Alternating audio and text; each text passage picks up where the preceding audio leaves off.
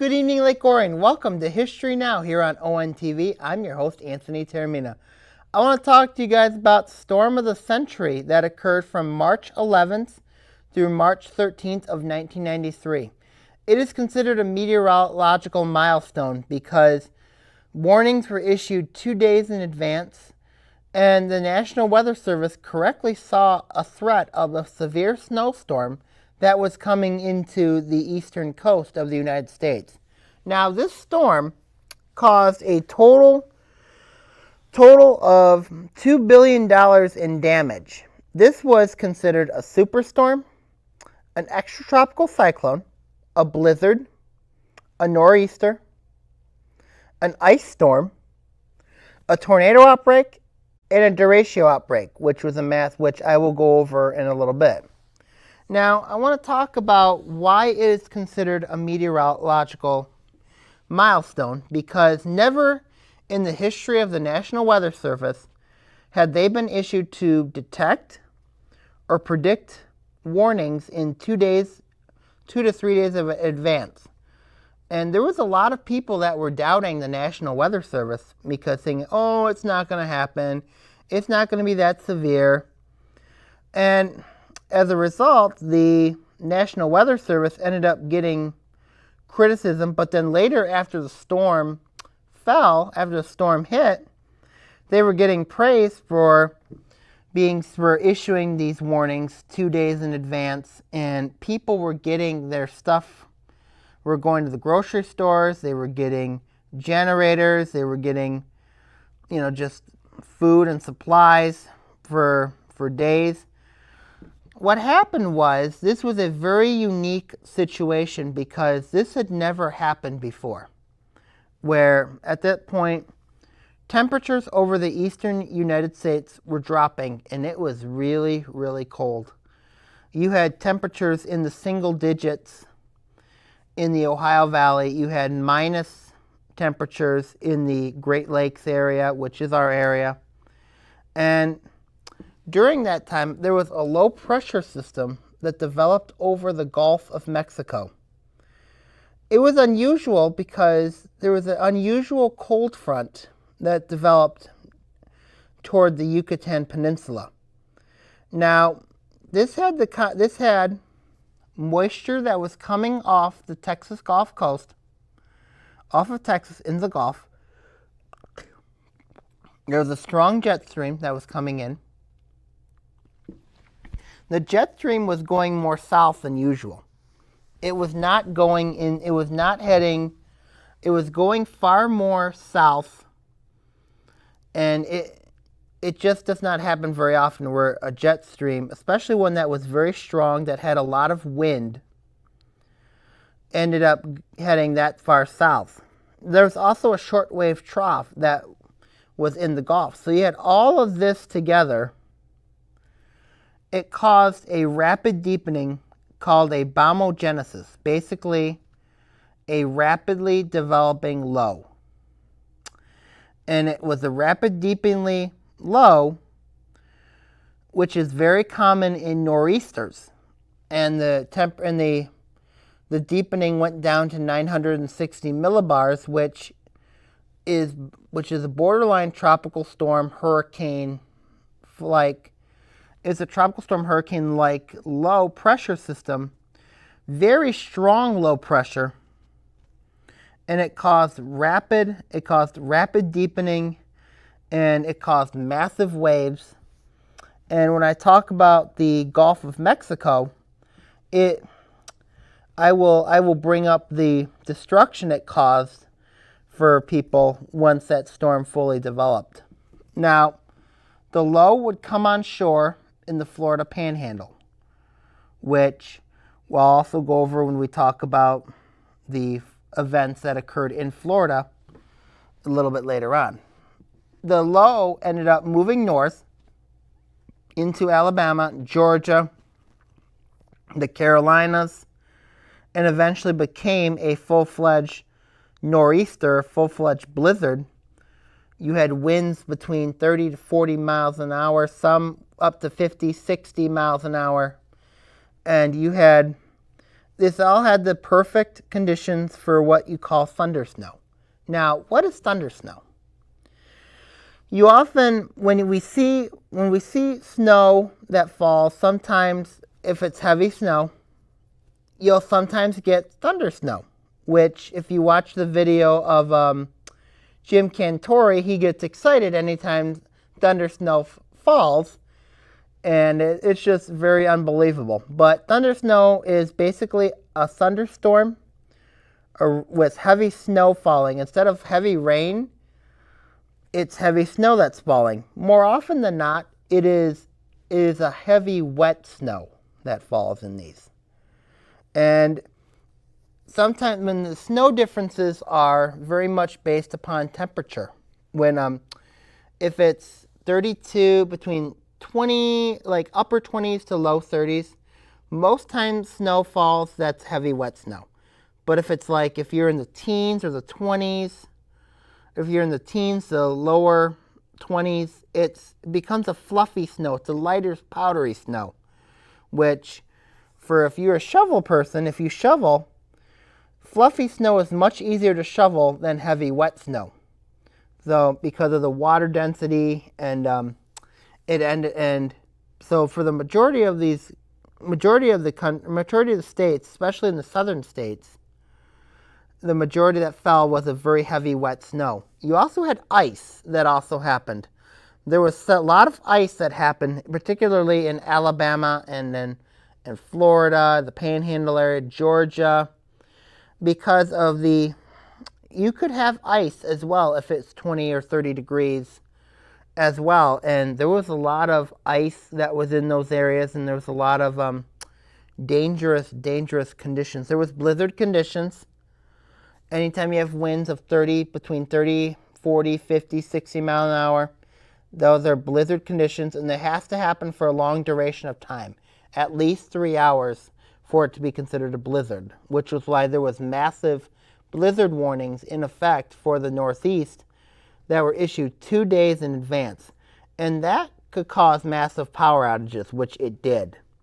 Now, there was also 60,000 lightning strikes that occurred throughout the storm.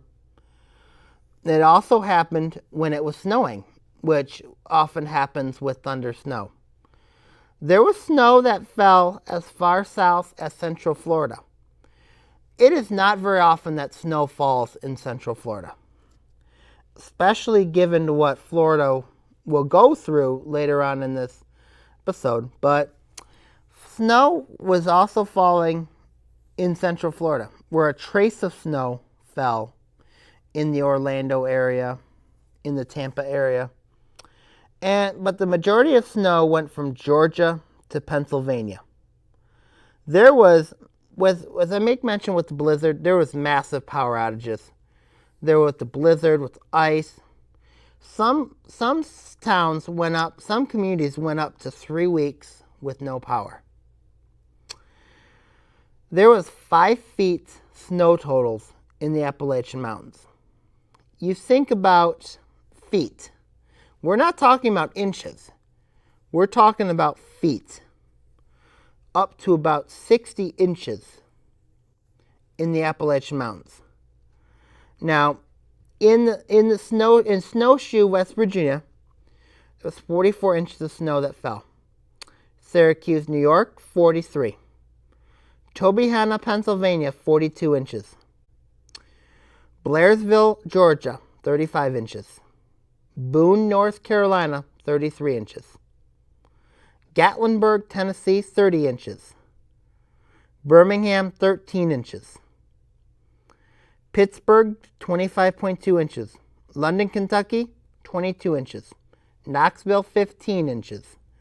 Atlanta, 10 inches. Mobile, Alabama, right off the Gulf Coast, 3 inches.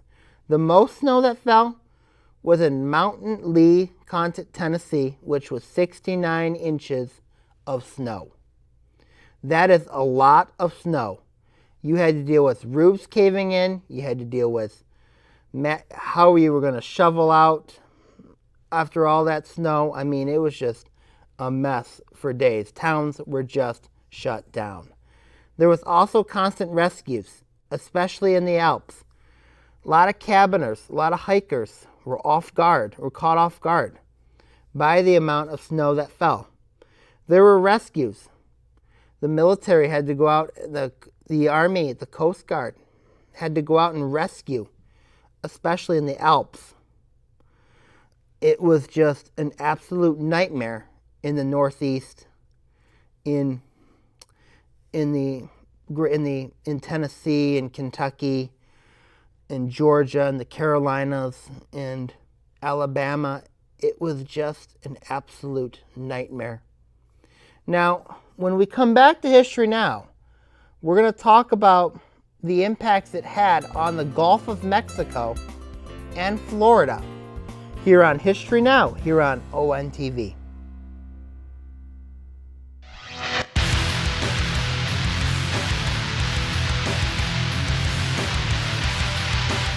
Hello, Oakland County. This is Sammy Taormina talking OAA Now. In it, we'll talk various stories ranging from the state to Oakland County teams affecting the OAA. Catch us here on OAA Now.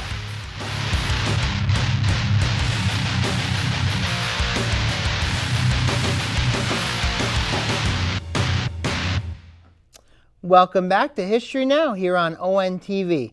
I was talking about the storm of the century that occurred from March 11th through the 13th in 1993. It is considered a meteorological milestone because of the warnings that were issued days in advance, how the National Weather Service correctly saw a threat of a severe snowstorm when millions and millions of others doubted that something like that would ever happen. It also was a superstorm, an extratropical cyclone, a blizzard, a nor'easter, an ice storm, a tornado outbreak, and a derecho. Now, we talked about how it was a blizzard, a nor'easter, and an ice storm, and an extratropical cyclone. But let's talk about when it first developed out in the Gulf of Mexico. It developed so quickly because of the bombogenesis, the components of the moisture off Texas, the strong jet stream, the shortwave trough and the shortwave, and the rapid deepening of this dangerous low pressure system and its eventual cold front. Now, in the Gulf of Mexico, because of the rapid development, people were caught off guard. There was people that was really, really caught off guard. And one of the freighters, one of the ship tanks, the Fantasio, sank 70 miles off the Florida coast. 7 out of the 10 crew that were there died, mostly by drowning. Wave heights were an estimate of 20 feet out in the Gulf. 20 feet waves in the Gulf of Mexico. That's tough. That's dangerous. 235 people from over 100 boats had to be rescued from the Gulf. 235 people. People were really unprepared about how the storm developed and how it was just unbelievable. Over 100 boats sank and 235 people had to be rescued.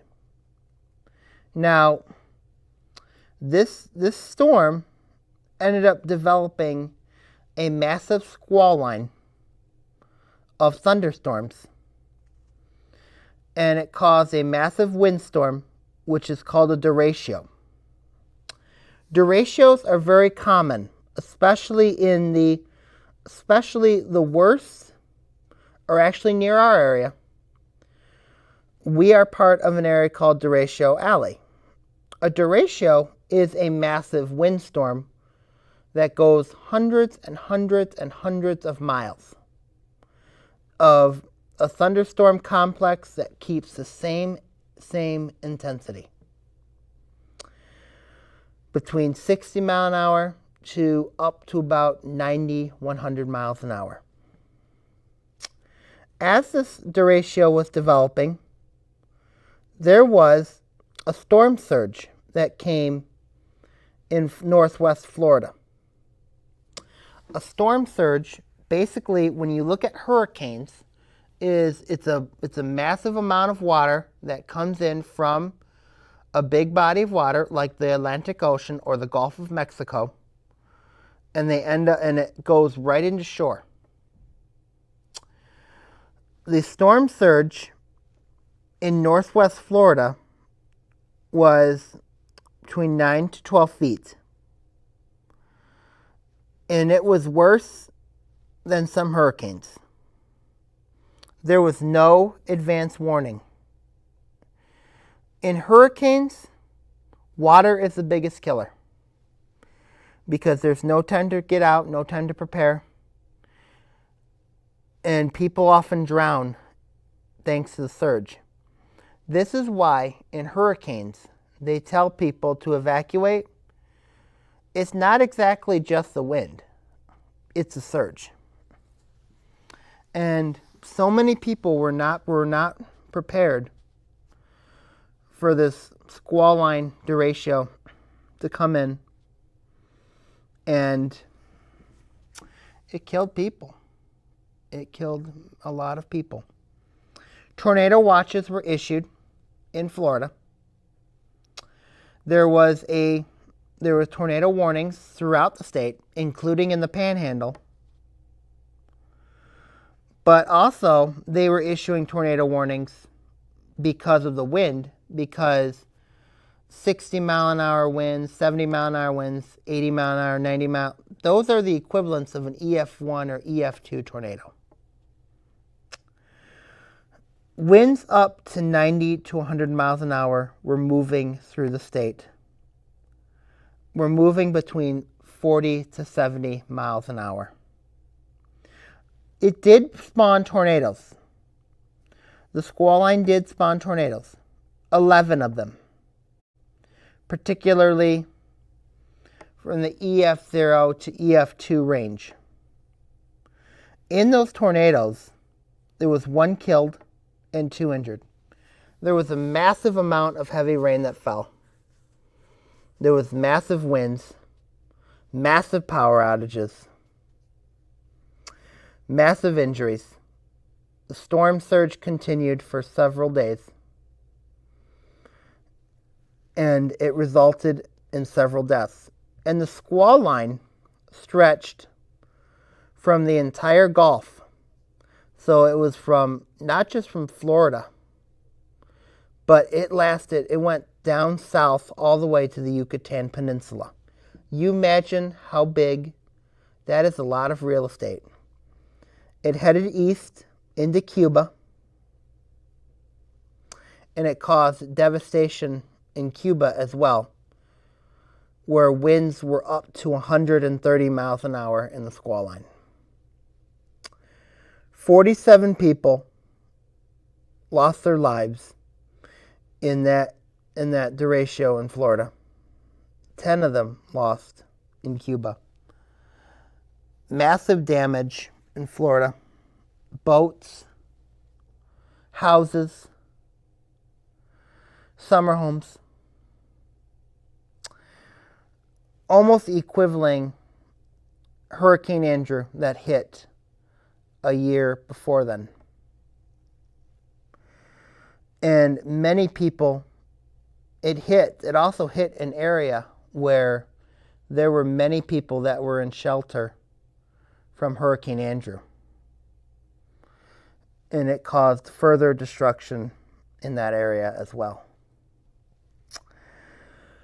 Total damage from the storm was $2 billion in damage. 318 people throughout the country, throughout the event, because this lasted not just in the United States, but in Canada, the Yucatan, Cuba, the Caribbean. 318 people died from the storm. There is a reason why this was called the storm of the century. It had everything you could have in a storm. It was a superstorm. It was an extratropical cyclone. It was seen as a hurricane, but it was not a hurricane. It was a very strong low that bombogenised over the Gulf of Mexico, the warm waters of the Gulf. It was a blizzard, causing blizzard conditions. It was a nor'easter. Massive northeast winds coming into the northeast caused massive amounts of snow.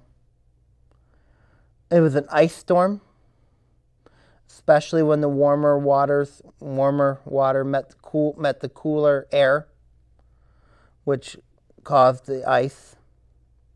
Tornado outbreak, 11 tornadoes in Florida in one state. That's an outbreak. Also, the massive derecho that lasted from the Gulf of Mexico into Florida, into Cuba, and before it died out in the Caribbean. So it was a derecho. This storm had the meaning of storm of the century.